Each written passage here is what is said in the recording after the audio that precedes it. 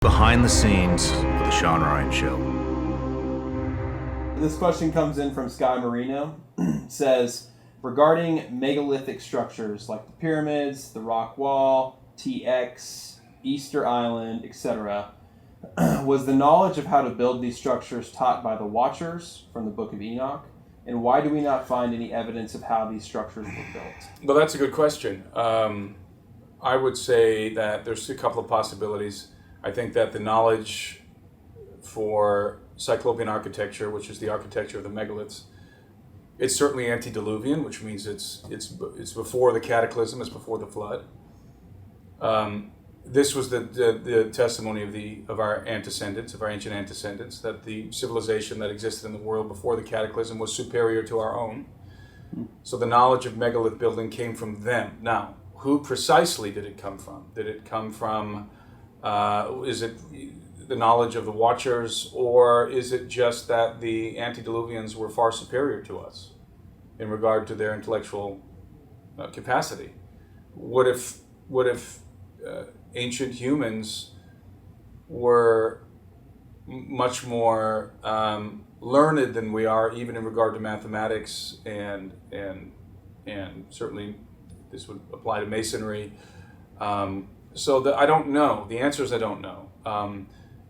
I do believe that the narrative of First Enoch, specifically the Book of the Watchers, that's the narrative portion of First Enoch, that story is a true story. And we know that according to that story, the Watchers taught mankind the secrets of heaven. So they taught them the various, what we might describe as scientific arts. The Egyptians believed that the gods in Zep-Tepi, the first time that the gods of Zep-Tepi are the ones who instructed mankind in the arts in the civilizing arts.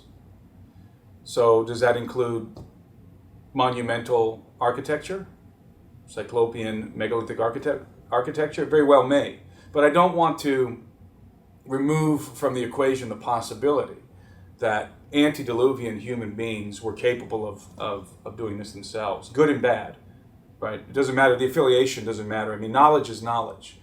And knowledge isn't good or bad, it's just information. Mm-hmm. So I think, some of my colleagues tend to look at anything remarkable from the antediluvian world in regard to technology as having an evil source, having the Watchers, that all of that knowledge goes back to the Watchers. But I'd like to know what Adam was capable of. Speaking strictly within the biblical context, I think our antediluvian antecedents were remarkable. And in my mind, it's possible that they understood. They were able to achieve a level of architectural building and monumental building that we've simply forgotten over time. So those are two possibilities, and I like to put them both out there. So yes, long-winded answer. Yes, it's possible that that knowledge came from the Watchers, but it's not the only option. With that being said, do you think it's entirely intentional? You're a Christian, correct? I am. You think it's entirely intentional that we were meant to lose that knowledge? Like incapable? Not necessarily the architectural knowledge. The knowledge of the Watchers corrupted mankind, and it introduced into the world a bloodlust that had not previously existed. For example, men were forging weapons and going to war, and all kinds of sorcerous arts were introduced, according to the Book of Enoch. And this knowledge had a corrupting effect on mankind. So I do believe that the flood, part of the purpose of the flood was to wipe the slate clean, so to speak, and reset the human species, eliminate both the progeny of the Watchers, the giants, the Nephilim, but also the corrupting knowledge that the Watchers had proliferated among mankind. So yeah, I think that knowledge, to some degree, there was an intention behind that knowledge being lost. And this is what the occult is, the mystery schools, the objective of the mystery schools is to recover that knowledge and resurrect what I call the empire of the gods, and resurrect the golden age. That's what that period of time is how that period of time is referenced by the ancients as the golden age. Because of like the level of knowledge? The golden age, Zep Tepi, they're the same idea. The golden age is the time when the gods descended to the earth and cohabitated with mankind and progenerated a race of hybrid offspring demigods on earth. That narrative is ubiquitous in every primary ancient civilization on planet Earth. And the objective of the occult, the objective of the mystery schools, the occult is a very broad term, but the mystery schools specifically, is to resurrect the golden age and usher in a new golden age in which the gods once again walk openly among men, cohabitate with us on earth. I don't know if I answered the question, but no, I kind of forgot what it was. I think you did. What was I going to say? And what do you think? I mean, just if we're going to take a look at history, what do you think the outcome of that would be? Of a new golden age. Correct. Well, we're moving in that direction. I mean, that's what's coming. That's what I predicted in my book Birthright, by the way. That's what's coming. A Genesis 6 2.0 scenario. And the objective of the mystery schools is to ultimately enthrone the prince who is to come. And this individual, to them, is a great philosopher king who's going to unite the nations, the one world government, all of that. And from a Christian perspective, this individual is who we would identify as the Antichrist. And even though the term Antichrist is not, it's not a title necessarily, it's just an individual who's an imposter. Mm-hmm. It's someone who claims to be Christ.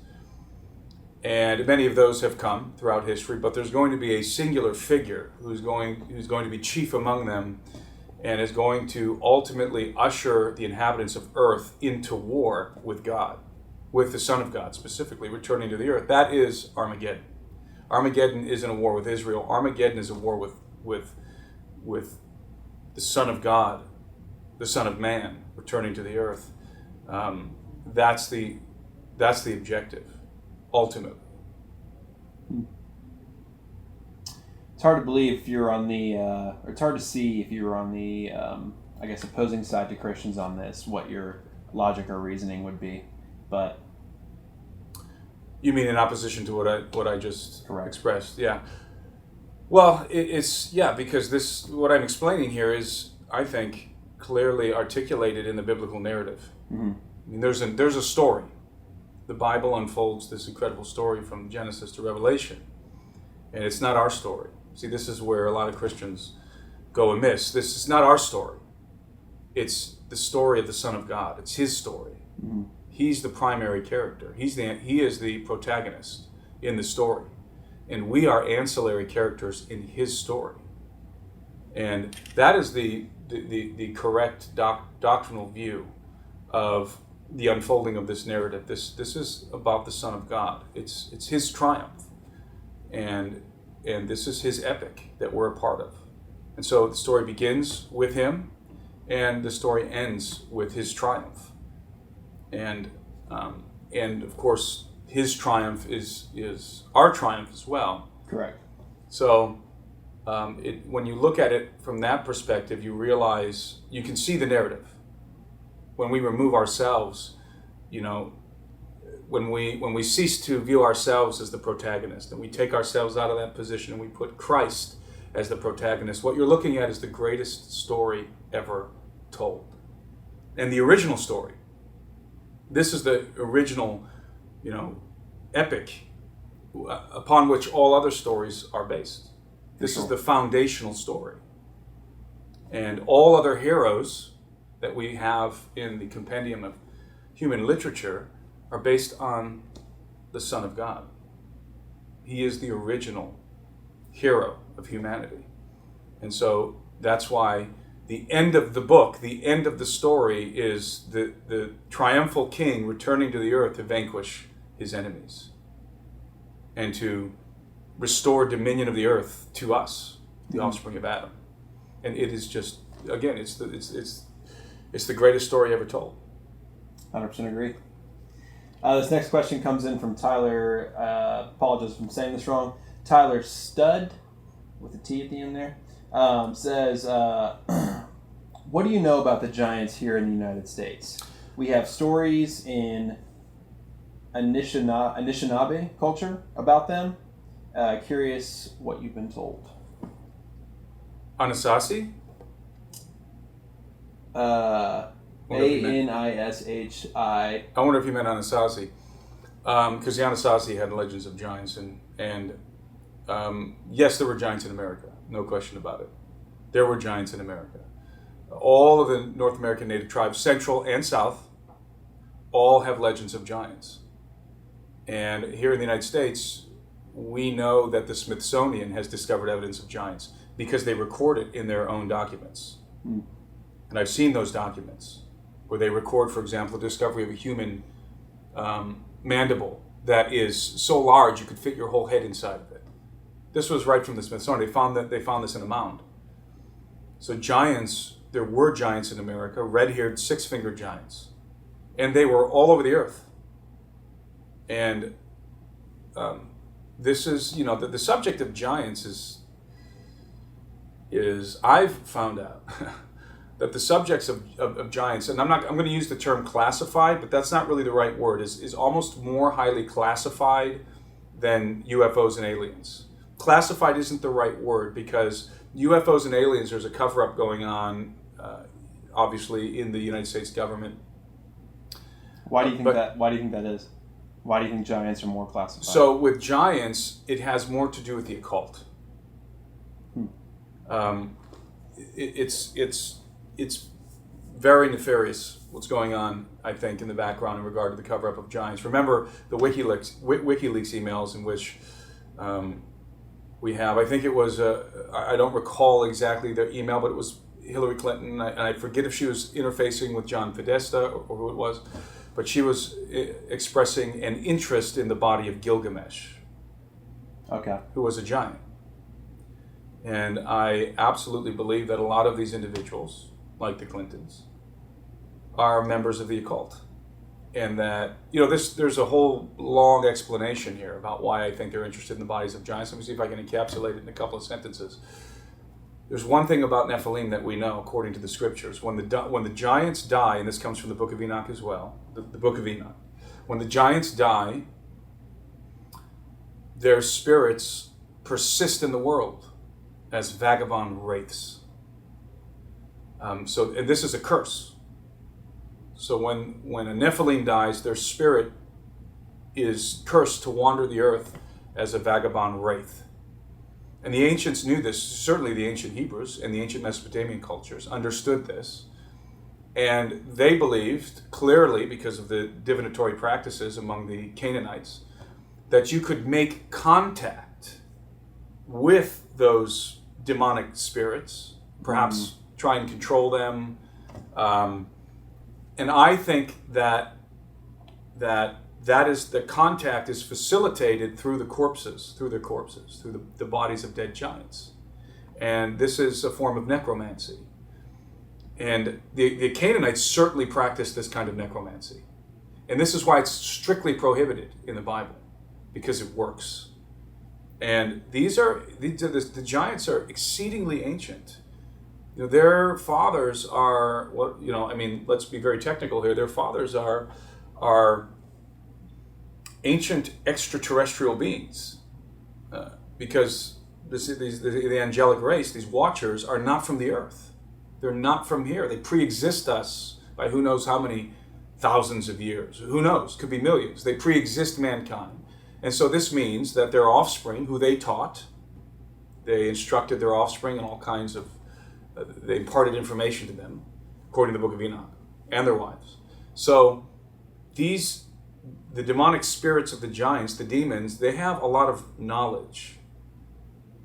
And so, if you're demon possessed, there's a level of physical enhancement that comes with that. Remember the Gadarene demoniac in the Bible that Jesus Jesus disembarks on the shores of Gadara, and this individual who has a legion of demons infesting his body, he throws himself at the feet of Jesus, and the demons cry out, "What have we to do with you?